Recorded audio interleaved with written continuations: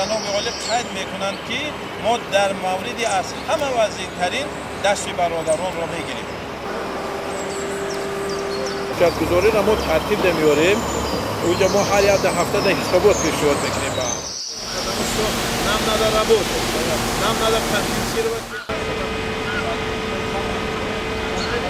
در این لحظه میخواهم تأکید شادروان اسدالله غلام معاون اول سروزیر وقت مملکت متصدی ساختمان از جانب حکومت مرکز اینجا تأکید داشته بودند و ما آن را در بایگانی نگاهداری میکردیم، چون وصیت یک شخصیت صاحبدار در این انشاءات تقدیرساز و بنیادی و سازنده و ملت‌زای دیار و شما بیننده های عزیز پیشنهاد سازیم و بعد اندیشه های خود را ادامه خواهیم.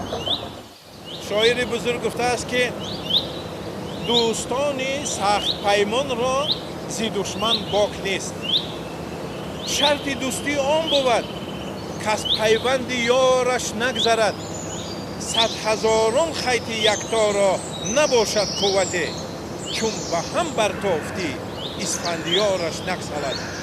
من با این سخنان همین را گفتنی هستم که اگر ما در گرد پرزیدنت خود با هم بافته شویم و همچون یک بندی مستحکم بگردیم، پس ما را یگان کس کنده نمیتواند و یگان دشمن به ما فشار آورده نمیتواند و تمام مسئله های اقتصادی که ما داریم اون حتما عملی میشه.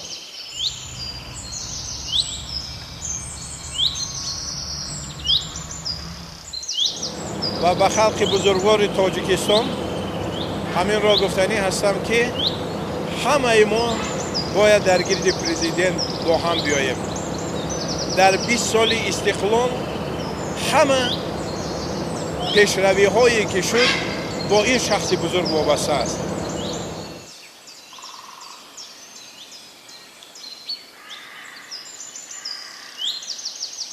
باید که آدمای خردمند مثل رهبر معظم ما باید که دولت ها را اداره کنند که ملت سرجم کنند، پیش برند، ملت موفق گردانند.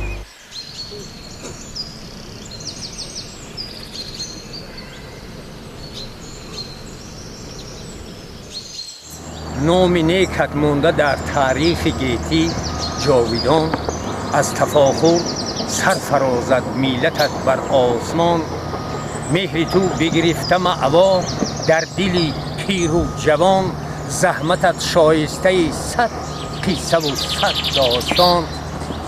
پیشوای و صدر میلت، داهی صلح آفرین، رهنمای صلح و وحدت در همه روی زمین. پرچم میلت به اوج آسمان افراشته، آبروی دولت خود در جهان برداشته. در زمین قلب ما تخم محبت کاشته، بر وطن آورده امروز صلح و آشتی. پیشوای و صدر میلت، داهی صلح آفرین، رهنمای صلح و وحدت در همه روی زمین. در ره صلح آفرینی سینه را کردی سپر، ملتی پرکنده را بخشیدی از نو بال و پر. دشمنان را دوست کردی، دوستان را دوستتر، با صداقت گویمت زیبنده بر تاج و فر.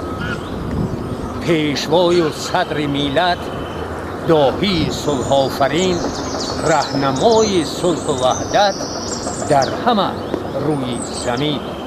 از عدالت کرده ای امروز کاخ استوار، در سخاوت نام تو ماند به عالم یادگار. مملکت از همتت هر لحظه در اوج و برار، هر کلامت را نماییم از برای خود شعار. پیشوای و صدر میلت، داهی صلح آفرین، رهنمای صلح و وحدت در همه روی زمین. تا ابد ما را به سر دست توانای تو باد، روشنی بخشی رهی ما چشم بینای تو باد. پرنشاط و با ظفر امروز فردای تو باد، از شراب مهر ما لبریز مینای تو باد. پیشوای و صدر میلت داهی صلح آفرین، رهنمای صلح و وحدت در همه روی زمین.